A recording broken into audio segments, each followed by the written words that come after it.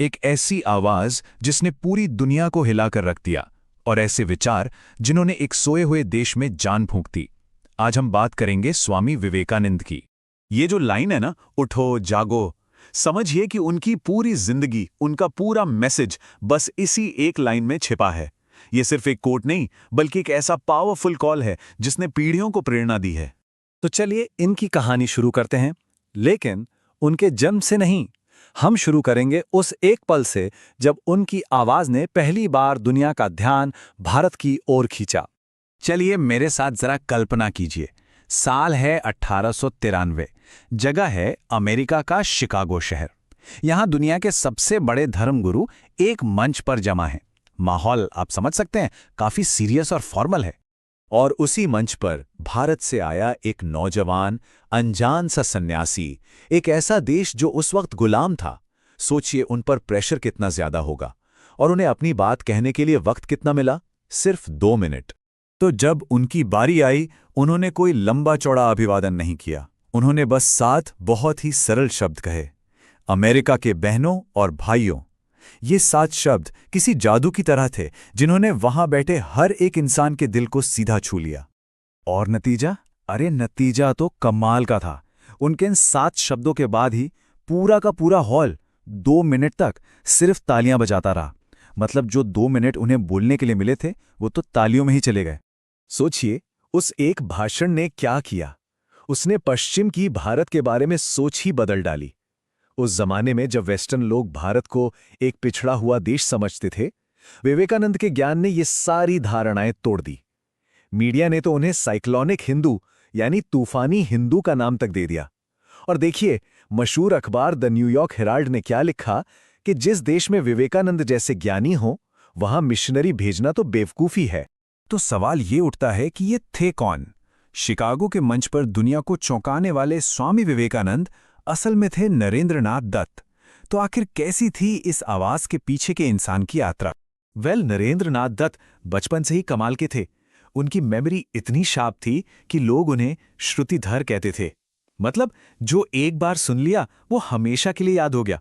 और कमाल की बात यह थी कि उन्होंने सिर्फ भारतीय शास्त्र ही नहीं पढ़े, बल्कि वेस्टर्न साइंस और फिलॉसफी को भी उतना ही गहराई से समझा। इसी वजह से उनकी सोच में गजब का बैलेंस था। लेकिन उनके मन में एक सवाल हमेशा रहता था, ईश्वर क्या है, उसे कैसे पाया जा सकता है? और यही खोज, यही प्यास उन्हें उनके गुरु रामकृष्ण परमहंस तक ले गई, और यहीं से उनकी जिंदगी पूरी तरह बदल गई।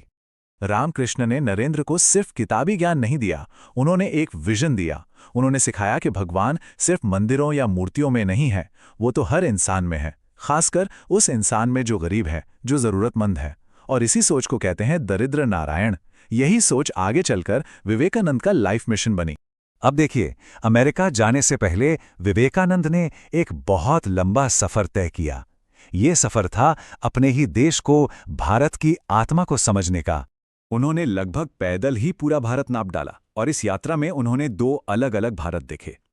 एक तरफ था हमारा शानदार अतीत, वेदों का ज्ञान, उपनिषदों की गहराई, और दूसरी तरफ थी आज की हकीकत, भयानक गरीबी, भुखमरी और गुलामी। इस कॉन्ट्रास्ट ने, इस विरोधाभास ने उन्हें अंदर तक हिलाकर रख दिया। तो अपनी इस यात्रा से जो उन्होंने सीखा, उसके बाद उनका मैसेज और भी ज्यादा पावरफुल हो गया। तो आखिर क्या था वो संदेश जो वो भारत से पूरी दुनिया के लिए लेकर गए थे? शिकागो में जो उन्होंने कहा, वो उस समय के हिसाब से बिल्कुल क्रांतिकारी था। उन्होंने कहा, बात सिर्फ टॉलरेंस की नहीं, सिर्फ दूसरे धर्मों को बर्दाश्त करने की नहीं, बल्कि उन्हें भी उतने ही सच्चे रास्ते के रूप में स्वीकार करने की है। उन्होंने धार्मिक कट्टरता के खिलाफ एक आवाज उठाई और पूरी दुनिया को शांति से साथ रहने का रास्ता दिखाया। लेकिन एक बात समझनी जरूरी है, विवेकानंद का मैसेज वन साइडेड नहीं था। वो ना तो वेस्ट के खिलाफ थे और ना ही ईस्ट की अंधभक्ति कर रहे थे। उनका विजन एक सिंथेसिस का था, एक मिलाप का। वो चाहते थे कि पश्चिम की साइंटिफिक तरक्की और पूरब की आध्यात्मिक शांति, ये दोनों मिलकर एक बेहतर दुनिया बनाएं। तो आखिर में सवाल ये है कि इस सन्यासी की विरासत क्या है, उनका असर कितना गहरा रहा? भारत वापस आकर उन्होंने अपने आइडियाज को एक शक्ल दी। 1897 में उन्होंने रामकृष्ण मिशन की स्थापना की, जिसका एक ही मकसद था, दरिद्र नारायण की सेवा। और फिर सिर्फ 39 साल की उम्र में उन्होंने ध्यान की गहरी अवस्था में अपना शरीर छोड़ दिया। लेकिन उनका काम उनके जाने के साथ खत्म नहीं हुआ, बल्कि असल में तो यहीं से शुरू हुआ। उनके विचार धर्म की सीमाओं को लांघकर भारत के स्वतंत्रता आंदोलन की आध्यात्मिक नींव बन गए।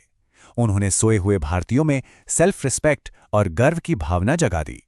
उनका असर इतना गहरा था कि सोचिए, महात्मा गांधी ने कहा कि विवेकानंद को पढ़ने के बाद भारत के लिए उनका प्यार 1000 गुना बढ़ गया।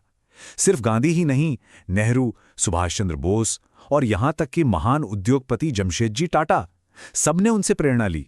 और ये विरासत आज भी जिंदा है।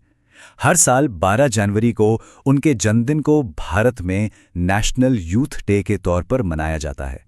ये इस बात का सबूत है कि वो आज भी युवाओं के लिए उतने ही रेलेवेंट हैं। तो अंत में विवेकानंद का सबसे बड़ा संदेश क्या था? यही कि सबसे बड़ी पूजा इंसान की सेवा है। उनका कहना था कि ईश्वर को मंदिरों में मत ढूंढो, उसे हर इंसान में ढूंढो। आज की इस तेज रफ्तार दुनिया में ये सवाल हम सबको खुद से पूछना चाहिए कि हम उस ईश्वर को, उस दिव्यता को कहाँ और कैसे ढूंढें।